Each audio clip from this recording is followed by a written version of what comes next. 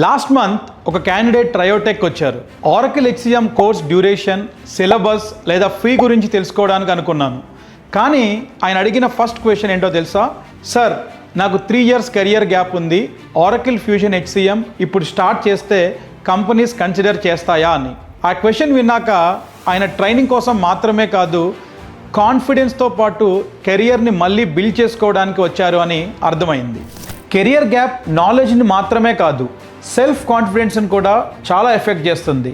Career gap అనేది అసలు ప్రాబ్లమే కాదు, కానీ అవుట్డేటెడ్ స్కిల్స్ ఉండడమే పెద్ద ప్రాబ్లం. మీరు లేటెస్ట్ ఇన్ డిమాండ్ స్కిల్ని నేర్చుకొని ప్రాక్టికల్ నాలెడ్జ్ బిల్డ్ చేసుకుంటే ఇంటర్వ్యూలో మీ కాన్ఫిడెన్స్ డిఫరెంట్గా ఉంటుంది.